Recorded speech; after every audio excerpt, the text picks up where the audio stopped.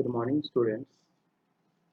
In previous two videos, I have told you about reconstitution of partnership. In those two uploaded videos, I have told you in first video I have told you about reconstitution of partnership, its meaning, and computation of gaining ratio and sacrificing ratio of partners. It means when there is a reconstitution of partnership form, not form, it is a reconstitution of partnership. What will be the gaining ratio and how it is be computed and what will be the sacrificing ratio. Thereafter, in second video, I have told you about the accounting treatment of goodwill on the event of reconstitution of partnership. When there is a reconstitution of partnership, how we will deal with treatment of goodwill. Thereafter, next topic occurs is adjustment of reserves and accumulated profits and losses on reconstitution of partnership. मतलब जब किसी firm का reconstitution होता है, किसी partnership का reconstitution होता है, यानी पार्टनर्स के बीच में रेशियो चेंज होता है, तो उस समय पर हमें रिजर्व्स, एक्युमुलेटेड प्रॉफिट्स जो पहले के प्रॉफिट्स एक्युमुलेट हो रखे हैं और लॉसेस को का ट्रीटमेंट करना होता है। तो पहले इसका हम थ्योरेटिकल देख लेते हैं, हम इसे क्यों ट्रीट करते हैं, इसके रीज़न है, फिर हम देखेंगे इसको कैसे करते हैं। इसमें है व्हेन देयर इज, पहला इसमें है when there is change in profit sharing ratio of existing partners, these might be there might be appearing some accumulated profits and reserves in balance sheet of the firm. ऐसा हो सकता है कि जिस date में पार्टनर्स ने decide किया कि हम अपना प्रॉफिट शेयरिंग रेशियो चेंज करेंगे, उस डेट में हो सकता है उनके फर्म की बैलेंस शीट में कुछ ना कुछ अमाउंट शो हो रहा हो about reserves, accumulated profits and losses का। तो जो ये रिजर्व्स हैं, accumulated profits, इसका हम ट्रीटमेंट कैसे करेंगे। At the time of reconstitution of partnership, these reserves and accumulated profit and loss are divided among partners in old ratio. हमें ये ध्यान रखना है कि जितना भी ये आपके रिजर्व्स हैं, accumulated आपके प्रॉफिट्स हैं या accumulated लॉसेस हैं, उन सभी को हम ओल्ड प्रॉफिट शेयरिंग रेशियो में डिवाइड करते हैं इन केस ऑफ रिकॉन्स्टिट्यूशन। यानी जो भी पहले का रिजर्व है, accumulated प्रॉफिट है या accumulated लॉस है, वो सब हम इस चीज में डिवाइड करते हैं। इसके बाद है in case they decide to leave these amount undistributed. कभी कभी क्वेश्चन में ऐसा गिवन होता है बच्चों कि पार्टनर्स कहते हैं कि इस अमाउंट को जो कंपलसरी हमने डिवाइड करना होता है ताकि कोई आगे प्रॉब्लम ना हो, अकाउंटिंग प्रॉब्लम, वो कहते हैं कि हमें इसे डिवाइड नहीं करना। इन दैट केस भी हम एक एडजस्टमेंट एंट्री करते हैं इस काम के लिए। कैसे करेंगे वो भी हम न्यूमेरिकल क्वेश्चन देखेंगे, उस टाइम देख लेंगे। इसके बाद है दिस इज बिकॉज, ऐसा हम करते क्यों हैं, इसका रीजन है at present the partners are entitled to share such reserves and accumulated profit in old ratio। यानी जो अभी अगर प्रेजेंट की बात करें, अगर मान लो कोई पार्टनर अपना रेशियो चेंज करता है, तो जब रेशियो चेंज कर रहा है उस समय पर उनके जो भी पुराने प्रॉफिट्स थे या रिजर्व्स थे, वो उन पे उनका राइट जो है वो उनके ओल्ड रेशियो में है। Whereas in future, ratio change होने के बाद फ्यूचर में बात करें, they will be entitled to share these reserves and accumulated profits in new profit sharing ratio। और वैसी बात है, रेशियो चेंज होने के बाद जो भी रिजर्व्स पे उनका प्रोपोर्शन होगा या राइट होगा वो न्यू प्रॉफिट शेयरिंग रेशियो में होगा। और पहले वो किस रेशियो में था, पहले ओल्ड रेशियो में था। तो इट मीन हमें पता है ओल्ड रेशियो से जब कोई न्यू रेशियो आता है तो सम पार्टनर्स माइट गेन, सम पार्टनर्स माइट लूज। तो जो गेनिंग और सेक्रीफाइसिंग होता है, तो यानी इसकी वजह से फ्यूचर में पार्टनर्स का जो रिजर्व्स पे राइट है वो भी सेक्रीफाइस और गेन होगा। इसीलिए हमें adjustment of reserves and accumulated profits करना पड़ता है। ऐसे हम बात करें, hence there is a two way to deal with adjustment of reserves, accumulated profits and losses. दो तरीके हैं इसको डील करने के लिए। नॉर्मली तो क्या है, हम इसे ओल्ड रेशियो में डिवाइड कर देते हैं, लेकिन क्वेश्चन अगर कहता है डिवाइड नहीं करना तो फिर हम एंट्री पास करेंगे। कैसे करते हैं हम आगे देखेंगे। पहला तरीका है when partners decide to distribute reserves profits the following entry will be pass. अगर पार्टनर्स डिसाइड करते हैं कि रिजर्व्स और प्रॉफिट्स को डिवाइड करना है तो क्या एंट्री होगी वो अभी देखते हैं। इसके पहले हम ये देखेंगे कि जो पार्टनर्स हैं, रिजर्व्स और प्रॉफिट्स, अगर हम बात करें these both appears in liability side. अगर हम बात करें बैलेंस शीट में लायबिलिटी साइड में रिजर्व्स एंड प्रॉफिट्स आते हैं। It mean these have credit balance. अगर हमें इसे पार्टनर्स में डिवाइड करना है यानी इन्हें खत्म करना है रिजर्व्स को, तो इनके क्रेडिट बैलेंस को हमें क्या करना होगा, डेबिट करना होगा। तो एंट्री हम अगर समझ के करें तो बहुत ईजी रहता है हमारे लिए। तो जो भी हमारे प्रॉफिट्स या रिजर्व्स हैं वो लायबिलिटी में शो होते हैं हैविंग क्रेडिट बैलेंस। उन्हें अगर खत्म करना है तो आप सभी जानते हैं हम उसे डेबिट कर देंगे। पहला हम करेंगे for transfer of reserves and accumulated profits in old ratio. इसके लिए हम क्या करेंगे, जो भी हमारे पास रिजर्व्स हैं या प्रॉफिट लॉस का प्रॉफिट क्रेडिट बैलेंस यानी प्रॉफिट बैलेंस है उसको हम डेबिट कर देंगे, बिकॉज बैलेंस शीट की लायबिलिटी में क्रेडिट बैलेंस होता है, ये रिजर्व खत्म। और इसको हम पार्टनर्स के कैपिटल या करंट अकाउंट में डिवाइड कर देंगे जैसा भी क्वेश्चन गिवन होगा। उसके बाद है for transfer of accumulated losses and deferred revenue expenditure in old ratio. अभी मैंने आपको बताया कि हम रिजर्व्स और प्रॉफिट्स को कैसे बांटेंगे फर्स्ट एंट्री में, लेकिन अगर हमारे पास कोई एक्युमुलेटेड लॉस है या डिफर्ड रेवेन्यू एक्सपेंडिचर है तो इसे भी हम ओल्ड रेशो में डिवाइड करेंगे। Since you all know that accumulated losses जो हमारे होते हैं वो बैलेंस शीट की एसेट साइड में शो होते हैं, इट मीन उनका डेबिट बैलेंस होता है।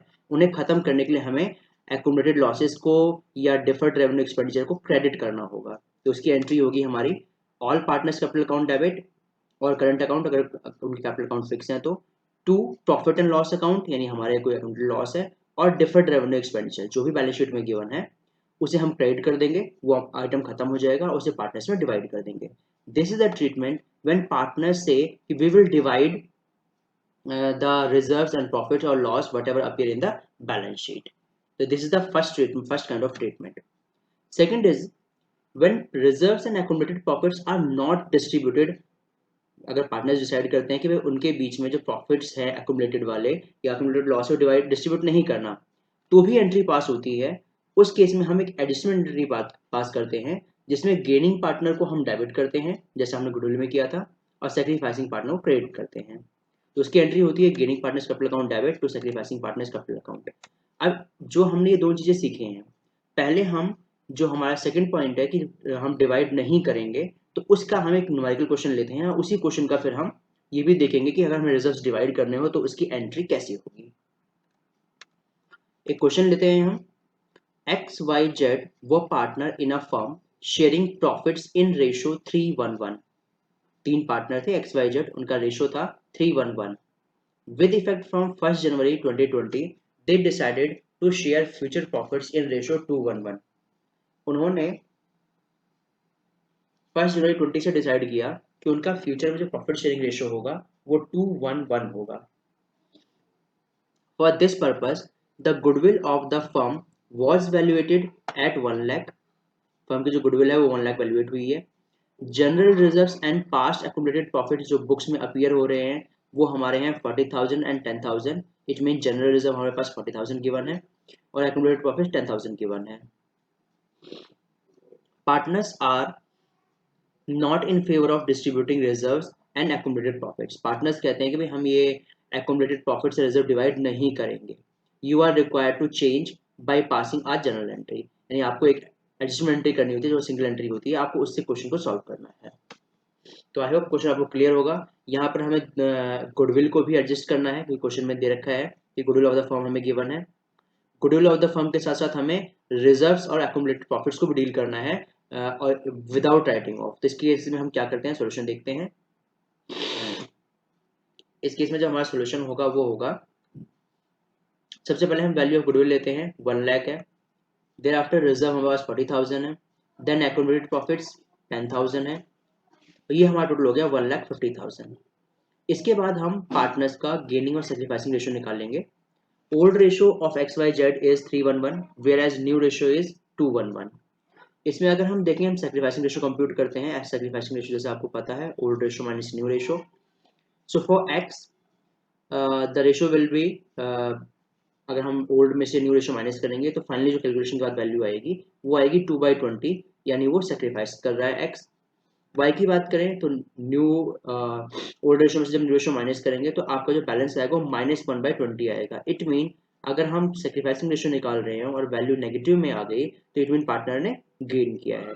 तो Y ने गेन किया है और Z ने भी गेन किया है। सेम हमने ओल्ड में से न्यू रेशियो माइनस किया और हमने ये देखा कि उसका शेयर माइनस में आ रहा है, इट मीन Z ने भी गेन किया है। तो इसका मतलब X will be compensated by Y and Z Y और जेड उसे कंपेंसेट करेंगे, इक्वली करेंगे, क्योंकि हमने देखा है कि 2/10 उसका गेन है और 2/20 उसका लॉस है। 1/20 और 1/20 दोनों ने गेन किया है, तो इस केस में इक्वली कंपेंसेट करेंगे और उनका जो शेयर होगा वो कितना होगा, उन्होंने 1/20 गेन किया है, तो जो भी टोटल वैल्यू थी दैट इज 150, इसका हम लेंगे 1/20, तो 1,50,000 का 1/20 it will be 75,000 each. Her partner 75,000 यानी वाई और जेड 75,000 7500 एंड 7500 एक्स को देंगे, और इसकी जो एंट्री होगी वो होगी वाइज कैपिटल अकाउंट डेबिट 7500, जेड्स capital account debit 7500 to X capital account 15,000, being adjustment for goodwill, reserves, accumulated profits on change in profit sharing ratio is done. It mean हमने रिजर्व्स, गुडविल, एक्यूमुलेटेड सभी का एक compile करके consolidated हमने divide कर दिया। ये एंट्री बेटा हम तब करेंगे जब पार्टनर से डिसाइड करते हैं कि उनके रिजर्व्स या एक्यूमुलेटेड जो प्रॉफिट्स हैं उसे हमें डिवाइड नहीं करना। लेकिन अगर पार्टनर कहते हैं कि डिवाइड करना है, यानी केस 1 जो हमारा, उसमें कैसे एंट्री करेंगे, इसके लिए हम लेते हैं एक और illustration in above 5 general entries in above illustration, जो इलस्ट्रेशन है इलस्ट्रेशन एज इट इज है। If it is mentioned that partners will distribute general reserve and accumulated profits, अगर ये कहते हैं कि पार्टनर्स जो है वो जनरल रिजर्व और एक्यूमुलेटेड प्रॉफिट को डिवाइड करेंगे, तो एंट्री क्या होगी। इस केस में हम सीधा एंट्री करेंगे, हम जनरल रिजर्व को डिवाइड करेंगे, एक्यूमुलेटेड प्रॉफिट को डिवाइड करेंगे, और गुडविल का तो आपको पता है गेनिंग और सैक्रिफाइसिंग में एंट्री होती ही है वो। तो पहली एंट्री हमारी है वाइज कैपिटल अकाउंट डेबिट, जेड्स capital account debit to X capital account. अब मेरी बात आती है कि सर ये कौन सी एंट्री है, ये एंट्री जो है आपकी बेटा ये है गुडविल की एंट्री। ये पार्टनर्स की जो आपकी गुडविल थी, जो पार्टनर्स ने गेन किया है वाई और जेड ने, वो 1/20 किया है, तो गुडविल का 1/20 अमाउंट निकालेंगे। तो गुडविल हमारी 1 लाख की थी, 1/20 इज 5,000। तो जो वाई ने गेन किया 5,000 से डेबिट, जेड ने गेन किया 5,000 से डेबिट, एक्स ने सेक्रीफाइस किया है, तो वो उसकी अमाउंट मिल जाएगा 10,000। ये पहली एंट्री हुई हमारी about treatment of goodwill. Second entry होगी बेटा हमारा रिजर्व डिस्ट्रीब्यूट करने की। रिजर्व हमारे पास 40,000 है, general reserve account debit to X capital account to Y capital account to Z capital account, और ये एंट्री होगी बेटा हमारा ओल्ड रेशो में। तो जनरल रिजर्व हम डिवाइड कर देंगे पार्टनर्स में इन ओल्ड रेशो, जब क्वेश्चन कहेगा तो। ऐसी एक्यूमुलेटेड प्रॉफिट जो 10,000 का था वो भी हमने पार्टनर्स में ओल्ड रेशो में डिवाइड कर दिया। दिस इज द वे कि हम एक्यूमुलेटेड प्रॉफिट्स रिजर्व्स को किस तरीके से डील करते हैं, जो हमें बैलेंस शीट में गिवन होता है जब हम रिकंस्ट्रक्शन ऑफ पार्टनरशिप का करते हैं। इसके बाद बेटा कुछ और स्पेशल आइटम्स आ जाते हैं कई बार रिजर्व्स में, जैसे हमारे workman compensation fund, investment fluctuation reserve. ये भी, इसको हम किस तरह से डिवाइड करते हैं, ये भी हम अपने प्रॉफिट से निकालते हैं स्पेसिफिक पर्पज के लिए, लेकिन इसे हम कैसे डील करते हैं उसको हम आगे देखते हैं।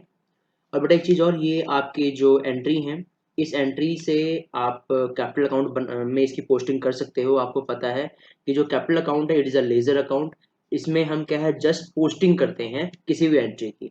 जैसे मैं अगर इसमें रिजर्व बांटने की एंट्री करूँ, तो रिजर्व जो जनरल रिजर्व पार्टनर्स में बटा है, तो पार्टनर्स का अकाउंट क्रेडिट हो रहा है, तो पार्टनर्स कैपिटल अकाउंट के क्रेडिट साइड में हम लिखेंगे बाई जनरल रिजर्व, और जो एक्स के में कॉलम अमाउंट आएगा 24,000, वाई में 8,000 एंड जेड में 8,000। तो ये है हम डिस्ट्रीब्यूट कैपिटल अकाउंट में कैसे करते हैं। ऐसे एक्यूमुलेटेड का भी ठीक है, पार्टनर्स क्रेडिट हो रहे हैं तो पार्टनर्स के क्रेडिट साइड में हम लिखेंगे बाई एक्यूमुलेटेड प्रॉफिट्स, और अमाउंट एक्स के कॉलम में 6,000, वाई 2,000 एंड जेड्स 2,000। दिस इज द वे कि हम ट्रीटमेंट करते कैसे हैं। इसके बाद हम एक और इलस्ट्रेशन लेते हैं। एक्स वाई जेड पार्टनर्स थे 532 में, दे डिसाइड कि फ्यूचर में उनका रेशियो 2:3:5 हो जाएगा with effect from 1/4/20। They decided to record the effect of the following without affecting their book value. अब वो कह रहे हैं कि जो उनके पास चीज़ें हैं, जैसे प्रॉफिट एंड लॉस का क्रेडिट बैलेंस, यानी प्रॉफिट है हमारे पास 36,000 का, एडवर्टाइजमेंट सस्पेंस अकाउंट जो हमारे लॉस होता है एसेट्स में होगा, ये 20,000 का बैलेंस पड़ा है, इनकी वैल्यूज को वो चेंज करना नहीं चाहते। वो कहते हैं इफेक्ट हो without effecting their book value, book value पे इफेक्ट नहीं आना चाहिए, यानी केस 2 है ये। आपको एंट्रीज करनी है, कैसे करेंगे तो देखते हैं हम एंट्री कैसे करेंगे। Profit and loss account debit 36,000 to X capital account to Y capital account to Z capital account, और ये हम ओल्ड रेशियो में डिवाइड कर देंगे। जो भी आपका अमाउंट था 36,000, ये हमने पार्टनर्स में डिवाइड कर दिया। ऐसे ही X capital account, Y capital account debit, Z capital account debit to advertisement suspense, जो आपका एडवर्टाइजमेंट सस्पेंस का बैलेंस था आपका 20,000 का, उसको भी हमने पार्टनर्स में डिवाइड कर दिया। इस क्वेश्चन को मैंने ये मानते हुए फिलहाल अभी तक किया है कि पार्टनर्स इसे डिवाइड करेंगे, लेकिन अगर इसे पार्टनर्स डिवाइड करना नहीं चाहते देन हम क्या करेंगे बेटा, तो उस केस में हम इन केस जैसे मैंने बताया था आपको गेनिंग और सेक्रीफाइसिंग रेशियो निकाल लेंगे, और 36,000 हमारा प्रॉफिट है, 20,000 लॉस है, तो अल्टीमेटली हमारे पास 16,000 का अमाउंट बचेगा, तो उसको हम गेनिंग और सेक्रीफाइसिंग रेशियो में पार्टनर्स में डिवाइड कर देंगे। तो ये दोनों क्वेश्चन मैंने आपको एक एक टाइप के करा दिए हैं कैसे करेंगे। अब इसके बाद जो स्पेशल हमारे रिजर्व्स होते हैं, जैसे कुछ अलग से फंड गियर होते हैं, उसका मीनिंग क्या होता है, उसको कैसे डील करेंगे। जैसे फर्स्ट है इसमें हमारा वर्कमैन कंपनसेशन रिजर्व। बेसिकली ये क्या होता है, कि क्यों बनाया जाता है, उसको कैसे डील करते हैं। Workman compensation reserve is created to pay compensation to employees, यानी वर्कमैन कंपनसेशन रिजर्व हम बनाते हैं, इसलिए बनाते हैं ताकि हम एम्प्लॉय को कंपनसेशन दे सके in case of it arises in future. अगर फ्यूचर में किसी वजह से किसी एम्प्लॉय को कोई कंपनसेशन देना पड़ रहा है, तो उसके लिए हम पहले रिजर्व बना के रखते हैं। ये हम इसलिए मदद करते हैं, आपको पता है कि ड्यू टू प्रूडेंस प्रिंसिपल जो हमारा है वो ये कहता है कि आप फ्यूचर अगर आपको कोई लॉस लगता है तो उसके लिए आप रिजर्व बना सकते हो। Mainly because of accident, normally क्या होता है, अगर मान लो हमारी फैक्ट्री में कोई काम कर रहा है, एक्सीडेंट वगैरह हो जाए, अगर उसे कंपनसेशन देना पड़े तो हम पहले से रिजर्व बना के रखते हैं।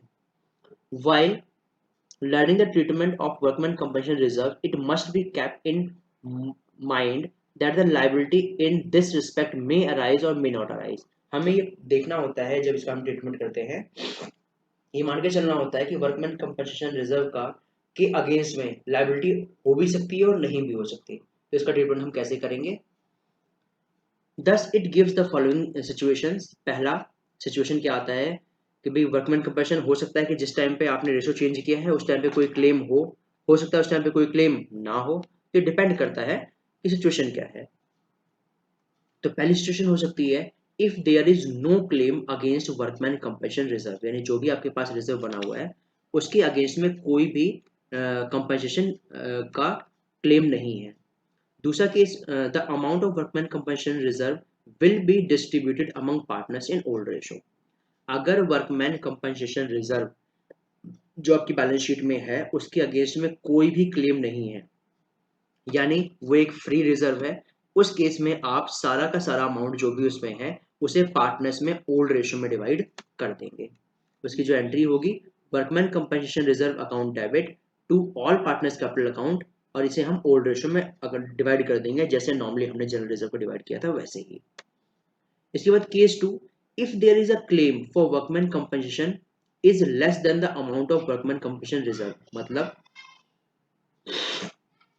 आपके पास वर्कमैन कंपनसेशन का जो रिजर्व है और जो उसके अगेंस्ट में लाइबिलिटी है, रिजर्व के कंपेयर में आपके पास लाइबिलिटी कम है।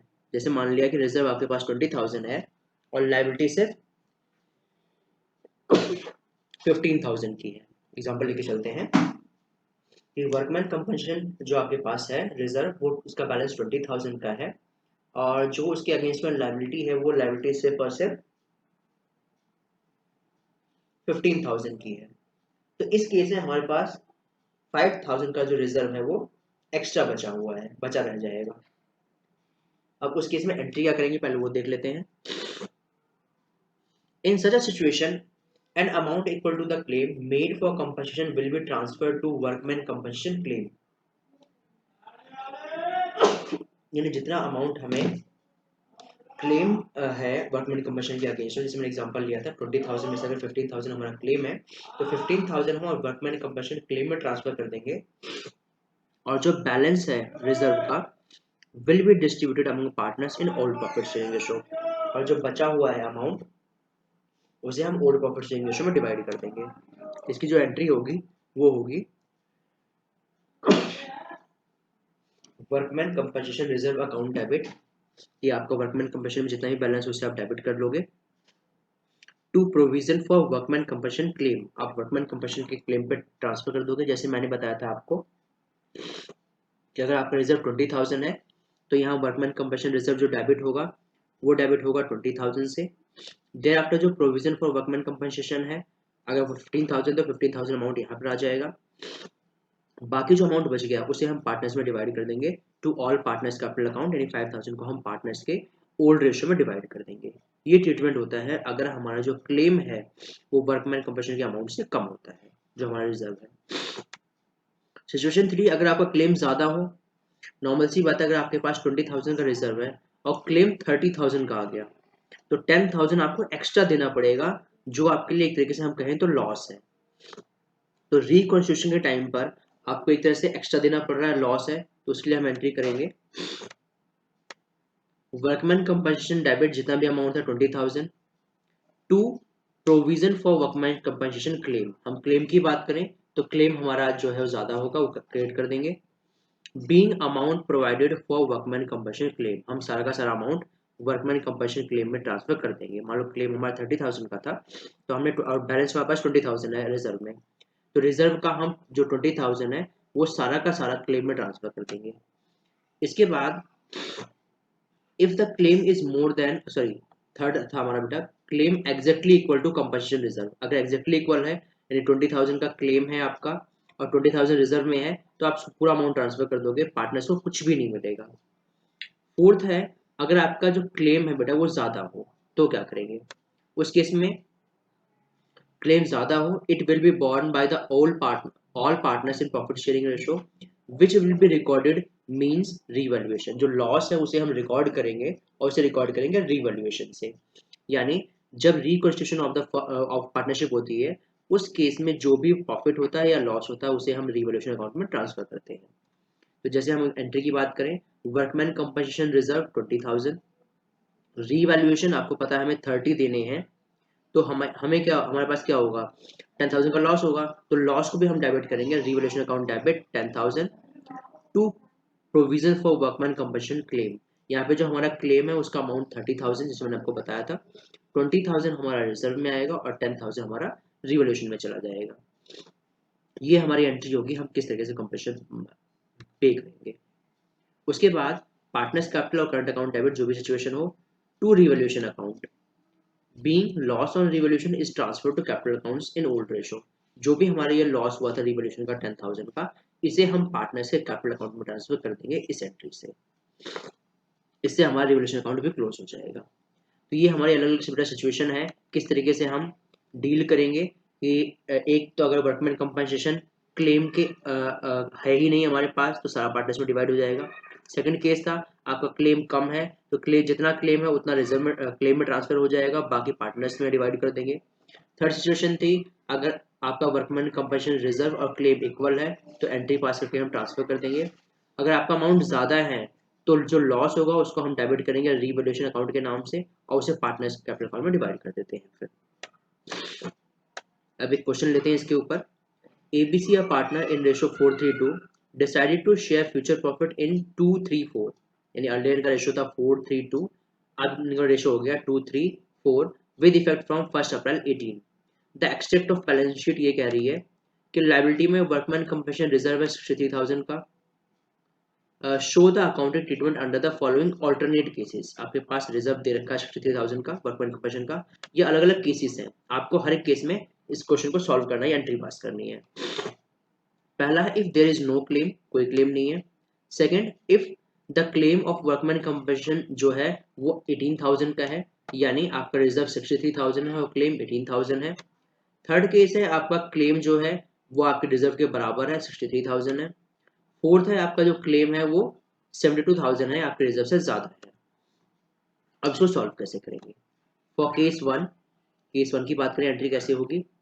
क्योंकि हम केस वन में देखते हैं कि हमारे पास कोई भी क्लेम नहीं है। अगर क्लेम नहीं है तो सारा का सारा पैसा पार्टनर्स में हम डिवाइड कर देंगे। तो workman compensation reserve account debit to A's capital account, to B's capital account, to C's capital account, और ओल्ड रेशियो में हम डिवाइड कर देंगे 63,000 को 28, 21 और 14,000। ये हमारी एंट्री है जो हमने पार्टनर्स में ओल्ड रेशियो में डिवाइड कर दी अंडर केस वन। अब केस टू देखते हैं। केस टू में क्या है, वर्कमैन कंपनसेशन के अगेंस्ट में जो क्लेम था हमने उसको ट्रांसफर कर दिया कि वर्कमैन कंपनसेशन रिजर्व हमारे पास था 63,000, जो क्लेम है वो है 18,000, ट्रांसफर कर दिया। उसके बाद to A's capital account, to B's capital account, to C's capital account, जितना भी बैलेंस बचा उस बैलेंस अमाउंट को हमने पार्टनर्स में ओल्ड रेशियो में डिवाइड कर दिया। ये हमारी एंट्री हो गई। केस थ्री की बात करें तो जो भी रिजर्व है और जो आपका क्लेम है उसके इक्वल है, तो workman compensation reserve 63,000 to workman provision for compensation claim 63,000 सीधा अमाउंट में ट्रांसफर हो जाएगा, पार्टनर्स को कुछ भी नहीं मिलेगा इस केस में। अब केस 4 की बात करें तो केस 4 में क्या था, पार्टनर्स का जो क्लेम है वो क्लेम ज्यादा था, तो इस केस में हमें लॉस होगा तो उसे हम रेगुलेशन से एडजस्ट करेंगे। जैसे workman compensation reserve debit 63,000, revaluation debit 9,000, to provision for claim, claim हमारा 72,000 का था, तो 72,000 का अगर हमारा क्लेम है और 63 हमारे पास बैलेंस है, तो 9,000 हमारा क्या होगा, लॉस होगा, जिसे हम रिवैल्यूएशन से डेबिट कर लेंगे। फिर इस लॉस को हम पार्टनर्स में डिवाइड कर देंगे, रिवैल्यूएशन अकाउंट को यहाँ पे डेबिट था क्रेडिट कर देंगे, रिवैल्यूएशन अकाउंट क्लोज हो जाएगा और इस लॉस को पार्टनर्स कैपिटल अकाउंट में हम डिवाइड कर देंगे। दिस द एंट्री कि जो रिवैल्यूएशन को हम लॉस ट्रांसफर करेंगे। तो ये है बेटा हम किस तरीके से अलग अलग केस डील करते हैं, ये हमारे फुल फ्लैश क्वेश्चन में जब आता है अबाउट वर्कमैन कंपनसेशन रिजर्व। इसके बाद एक और रिजर्व है, लास्ट टॉपिक है आज की क्लास का, वो है हमारा इन्वेस्टमेंट फ्लक्चुएशन रिजर्व। कभी कभी हम इन्वेस्टमेंट के अगेंस्ट में भी एक रिजर्व बना लेते हैं कि हमारा जो इन्वेस्टमेंट है, आपको पता है हम इन्वेस्टमेंट मार्केट में करते हैं, कई बार शेयर्स में कर देते हैं, तो होता क्या है कि हमारी इन्वेस्टमेंट की वैल्यू कभी कभी जितना हमने पैसा लगाया है उससे कम हो जाती है। जैसे मान लो हमने मार्केट में 1 लाख का इन्वेस्टमेंट किया था और ड्यू टू हमारे जो हमने शेयर्स परचेज किए थे उनके प्राइस डाउन हो रखे हैं, हमारे पास जो अभी उसकी वैल्यू है वो मान लें 80,000 की है, तो 20,000 एक तरह से हमें लॉस हो रहा है। तो जिस टाइम पे रिवोल्यूशन रिकंस्ट्रक्शन होता है पार्टनरशिप का, तो उस टाइम पे हम ये देखते हैं कि जो हमारी इन्वेस्टमेंट है उनकी लेटेस्ट वैल्यू क्या है। अगर उसकी वैल्यू कम हो रही है तो हम अगर हमने इन्वेस्टमेंट के अगेंस्ट में कोई रिजर्व बना रखा है कि इन्वेस्टमेंट की वैल्यूज अगर फ्लक्चुएट होंगी उसको एडजस्ट करने के लिए, तो इसे यूज करते हैं। इसका भी एक तरीके से हम बात करें, थोड़ा बहुत ट्रीटमेंट जो है वो आपके वर्कमैन कंपनसेशन से मिलता जुलता है, बट उसका नेचर डिफरेंट है। कैसे डिफरेंट है? Investment fluctuation reserve is created out of profit to meet fall in the market value of investment. At the time of change in profit sharing ratio, the accounting treatment of investment fluctuation reserve कुछ इस तरीके से होता है। पहला, book value and market value are same. पहला हम ये मान लेते हैं कि जो हमने इन्वेस्टमेंट कर रखी है, 1 लाख की इन्वेस्टमेंट करी थी और उसकी मार्केट वैल्यू भी उतनी ही है, तो हमें टेंशन लेने की जरूरत नहीं है। सारा का सारा जो इन्वेस्टमेंट रिजर्व है, फ्लक्चुएशन रिजर्व है, वो पार्टनर्स अकाउंट में डिवाइड हो जाएगा। In case entire amount of fluctuation reserve हम ट्रांसफर कर देंगे पार्टनर्स कैपिटल अकाउंट में by this entry, that is investment fluctuation reserve account debit to partners capital account और करंट अकाउंट जो भी सिचुएशन हो, और इसे हम ओल्ड रेशियो में डिवाइड कर देंगे क्योंकि हमने इनमें से कुछ भी यूज नहीं किया। सेकंड है when market value of investment is less than the book value, यानी अगर हमने इन्वेस्टमेंट 1 लाख की है, मार्केट में वो कितने का हो रखा है, 80,000 का मान लेते हैं हो रखा है, तो 20 की वैल्यू कम हो रही है, यानी हमने जो इन्वेस्टमेंट किया था वो 1 का किया था, मार्केट वैल्यू 80 की है। In such a case, accounting treatment of investment fluctuation reserve depend on the quantum of decrease। कितना डिक्रीज होता है, अभी मैंने कम डिक्रीज लिया है कि भाई आपका रिजर्व जो है उसके अकॉर्डिंग भी देखना होता है। पहला है fall in value is less than the investment fluctuation reserve, यानी अभी जैसे हमने एग्जांपल लिया था कि 1 लाख की आपकी इन्वेस्टमेंट है, उसकी अभी मार्केट में वैल्यू 80,000 है, तो 20 का आपको एक तरीके से हम कहें वैल्यू कम हो रखी है। अगर आपके रिजर्व में 50,000 रखा हुआ था, यानी इन्वेस्टमेंट फ्लक्चुएशन रिजर्व जो है उसमें आपका बैलेंस 50,000 था और आपका जो अभी वैल्यू कम हुई है वो 20,000 हुई है, तो आपकी वैल्यू जो कम हुई है वो कम है आपके रिजर्व से।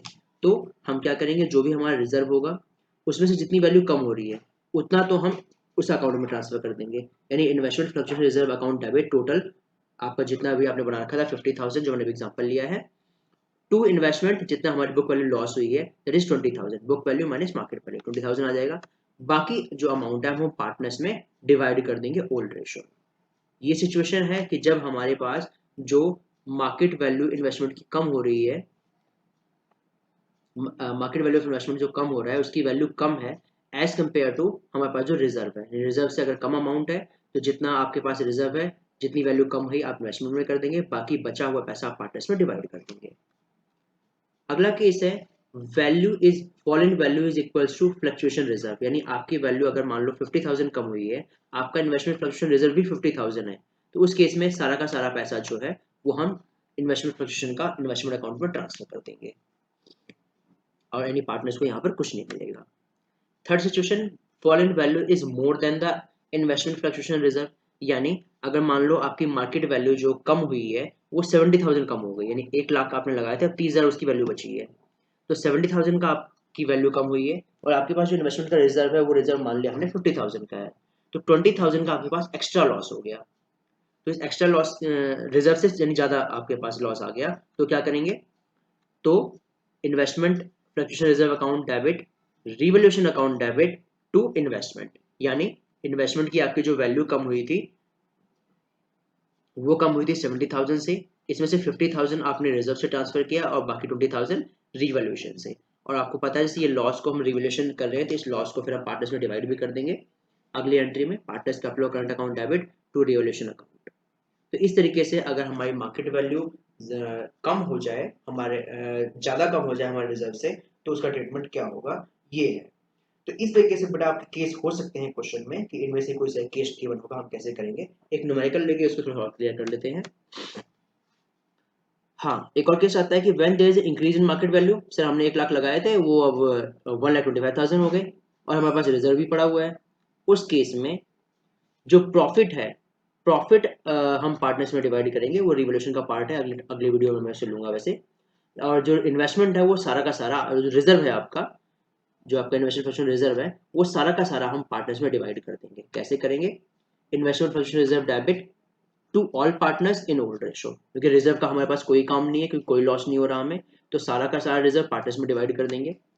और जो इन्वेस्टमेंट हमारा गेन हो रहा है, जितना गेन हो रहा है, तो investment account debit to revolution account, जितना भी मार्केट, जैसे मान लो मैंने कहा 1 लाख का आपकी इन्वेस्टमेंट थी वो 1,25,000 की हो गई है, तो इन्वेस्टमेंट को डेबिट करेंगे 25,000 से, क्योंकि 1 लाख से तो पहले ही है वो, 25 से करके प्रॉफिट है रिवोल्यूशन में ट्रांसफर कर देंगे और उसके बाद फिर ये रिवोल्यूशन हम पार्टनर्स में डिवाइड कर देंगे। बेसिकली ये जो रिवोल्यूशन वाला पार्ट है ये मैं अगले वीडियो में लूंगा, तो उसमें हम और डिटेल में देखेंगे कैसे करते हैं। बेसिकली हमें ये समझ आना चाहिए कि अलग अलग सिचुएशन में हम इन्वेस्टमेंट फ्लक्चुएशन रिजर्व को कैसे डील करेंगे। अब एक इलस्ट्रेशन ले लेते हैं। ABC are partners sharing profit in loss in 432 decided to share future profit in 234 with effect from 1st April 18 and except of balance sheet हमें दे रखा है कि हमारे पास इन्वेस्टमेंट फ्लक्चुएशन रिजर्व है 18,000 का और बेटा थोड़ा वैल्यू इधर हो रखी है, और इन्वेस्टमेंट की जो एट कॉस्ट वैल्यू है वो 2 लाख है, थोड़ा वैल्यू इधर हो रखी है। तो इन्वेस्टमेंट फ्लक्चुएशन रिजर्व आपके पास 18,000 का है और जो इन्वेस्टमेंट आपने कर रखी है मार्केट में वो 2 लाख की कर रखी है। आपको एंट्री पास करनी है first, if there is no additional information, आपके पास कोई इन्फॉर्मेशन नहीं है इस रिजर्व का, क्या करेंगे। दूसरा, मार्केट वैल्यू इन्वेस्टमेंट की 2 ही लाख है, मतलब 2 लाख आपने लगाया 2 लाख बनी हुई है value. Case 3, market value investment की 1,91,000 हो गई, तो क्या करेंगे। केस 4, मार्केट वैल्यू इन्वेस्टमेंट 2,18,000 हो गई, यानी आपकी जितनी इन्वेस्टमेंट थी उस 2 लाख की उससे ज्यादा वैल्यू हो गई, तो हम क्या करेंगे। पांचवा केस है मार्केट वैल्यू ऑफ इन्वेस्टमेंट कम होकर 1,73,000 आ गई, यानी वैल्यू जो है आपके रिजर्व से ज्यादा कम हो रही है, तो हम क्या करेंगे, देखते हैं वन बाय वन। केस 1, अगर हमारे पास कोई भी इंफॉर्मेशन अवेलेबल नहीं है देन जितना भी रिजर्व है हम सारा पार्टनर्स में डिवाइड कर देंगे इनके ओल्ड रेशो में, क्योंकि अगर कोई भी इंफॉर्मेशन नहीं है इट मीन जो मार्केट वैल्यू है उसमें कोई भी चेंज नहीं है, ये मान एज्यूम करते हुए रिजर्व जो बचा है वो पार्टनर्स में डिवाइड कर देंगे। केस 2, इसमें केस 1 की तरह होगा, क्योंकि उसमें केस 2 में लिखा था कि मार्केट वैल्यू जो है वो 1 लाख है, तो 1 लाख आपने लगाए थे, 1 लाख मार्केट वैल्यू भी है, तो आपको कोई भी लॉस या गेन नहीं हो रहा, तो सेम केस 1 की तरह एंट्री हो जाएगी। केस 3 की बात करें तो इन्वेस्टमेंट रिजर्व हमारे पास है 18,000, जिसमें से जो लॉस हुआ है आपका 2 लाख का इन्वेस्टमेंट था, जो अब बचा है 1,91,000 का, तो 9,000 लॉस है, तो 18,000 में से 9,000 हमने ट्रांसफर कर दिया इन्वेस्टमेंट में, बाकी जो बैलेंस बच गया उनमें पार्टनर्स में ओल्ड रेशो में डिवाइड कर दिया। ये ट्रीटमेंट है कि जब हमारे पास जो फॉल इन वैल्यू है इन्वेस्टमेंट की वो आपके रिजर्व से कम है। फॉल इन वैल्यू हमारे पास 9,000 थी, वेयर एज जो आपके पास रिजर्व है वो 18,000 है। केस 4 की बात करें, इन्वेस्टमेंट फ्लक्चुएशन रिजर्व हमारे पास 18,000 का है, सारा का सारा हम पार्टनर्स कैपिटल अकाउंट में डिवाइड कर देंगे, क्योंकि यहाँ पर हमारे इन्वेस्टमेंट की वैल्यू बढ़ गई थी इनफैक्ट, और वैल्यू बढ़ी है तो ऑब्वियस सी बात है वो हमारे लिए बेनिफिट होगा, तो उसे हम investment account debit to revaluation account, 18,000 value बढ़ गई थी हमारी, और जो वैल्यू बढ़ी है इसे हम पार्टनर्स में डिवाइड कर देंगे रिवॉल्यूशन में जो गेन हुआ है। केस 5 में इन्वेस्टमेंट फ्लक्चुएशन रिजर्व हमारे पास 18,000 है, लेकिन जो लॉस है वो ज्यादा था, लॉस था 27,000 का, तो investment fluctuation reserve debit 18,000, revolution debit 9,000 to investment account हमने जो फॉल इन वैल्यू इन्वेस्टमेंट की थी वो रिजर्व से ज़्यादा थी, तो हमने जो शॉर्टफॉल हुआ उसे रिवोल्यूशन में एडजस्ट कर दिया। अब जो भी रिवोल्यूशन का बैलेंस है उसे हम पार्टनर्स में डिवाइड कर देंगे, लॉस हम कर देंगे पार्टनर्स में डिवाइड। इस तरीके से ट्रीटमेंट होता है अलग अलग सिचुएशन में इन्वेस्टमेंट फ्लक्चुएशन रिजर्व का। तो बेटा यही था कि जो हमारे पास एक्यूमुलेटेड प्रॉफिट्स होते हैं, एक्यूमुलेटेड रिजर्व्स होते हैं, एक्यूमुलेटेड लॉसेस होते हैं, उसे हम पार्टनर्स में कैसे डिवाइड करते हैं, treatment of workman compensation fund and treatment of investment fluctuation reserve, हम कैसे कैसे इसे ट्रीट करते हैं in partnership firm. In next video I will take up the revolution account, यानी एसेट्स और लायबिलिटीज की वैल्यू में जो चेंज आता है उसे हम कैसे रिकॉर्ड करते हैं through revolution account. Thank you, have a good day.